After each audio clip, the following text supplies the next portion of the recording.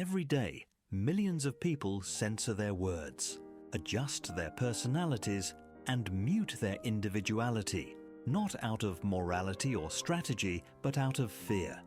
Fear of judgment, fear of exclusion, fear of being misunderstood. We check how many likes a photo gets, rehearse conversations before we speak, and often live not by our own values, but by what we think others expect of us. But this isn't new. 2,000 years ago, Stoic philosophers were already diagnosing this condition of misplaced concern. Figures like Marcus Aurelius, Epictetus, and Seneca endured political exile, betrayal, and even death sentences. Yet they cultivated an inner fortress of calm, independent from the opinions of others. They believed that true strength comes not from dominance or applause, but from sovereignty over one's own mind. In an age of constant noise, the Stoics offer clarity and a way out. The psychology of approval. Why do we care so much about what others think? Evolution provides a clue. In early tribal societies, survival depended on group belonging. To be cast out from the group wasn't inconvenient, it was lethal. We adapted to monitor social cues, to seek approval, and to avoid ridicule. These instincts are still alive in us, even though the stakes have changed.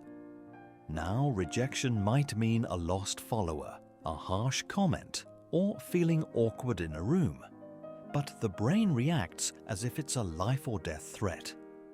This mismatch creates chronic anxiety, imposter syndrome, and constant overthinking. Marcus Aurelius, the philosopher king, observed, "We all love ourselves more than other people, but care more about their opinion than our own." This is the great irony of modern life. We seek to be authentic, but only within the limits of public approval.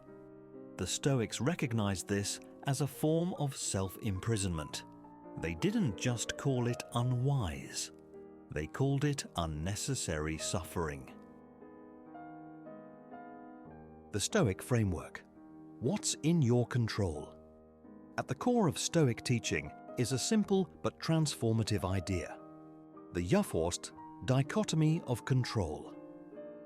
Epictetus taught that life can be divided into two categories: what is within our control and what is not. Your beliefs, your values, your choices, these are yours.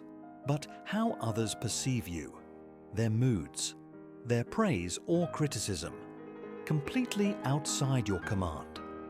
This distinction isn't abstract philosophy. It's a practical mental filter. Every time you worry about how you're perceived, ask, is this something I can control? If not, let it pass. Seneca wrote, "It is not the man who has too little, but the man who craves more, that is poor." The same logic applies to praise. Craving recognition gives power to strangers. The Stoic is content with self-knowledge. Imagine two people facing criticism. One panics, edits their persona, and spirals into self-doubt. The other pauses, reflects, and responds only if it aligns with their values. That's the Stoic way. Not emotional numbness, but emotional sovereignty. Practical Stoic tools. The Stoics weren't just theorists, they were engineers of the mind. They left behind a toolkit to free ourselves from the approval trap. First, premeditatio malorum. This is the practice of visualizing the worst. Imagine being ignored, criticized, laughed at. Then calmly ask yourself, what real damage would this do? Would it stop you from living your values? In most cases, the answer is no. 2. A view from above. Zoom out. Picture the Earth from space. Your workplace drama, a dropped social event, it disappears into the vastness of time. Marcus Aurelius often reminded himself of this cosmic insignificance. Not to feel small, but to feel free. 3. Amor fati. Love your fate. Not just accept it, love it. Every obstacle is a teacher. Every insult is a chance to practice strength.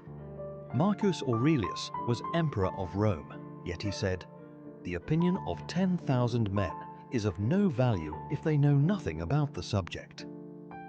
These practices are not meant to disconnect us from people, but to help us reconnect with what matters. The goal isn't arrogance, it's clarity. Conclusion: caring what others think is part of being human, but living for their opinion is a form of quiet despair. The Stoics offer us a radical alternative. Live with integrity. Accept what you cannot control. Measure success by inner peace, not public applause. Epictetus said, "If you want to improve, be content to be thought foolish and stupid." Why? Because only then can you act from principle, not performance. In a world obsessed with appearances, Stoicism helps us remember: character is fate. Let others talk. Let them judge. Your task is to live well, think clearly, and love your fate. And in the silence of your own conscience, you'll find a freedom no opinion can touch.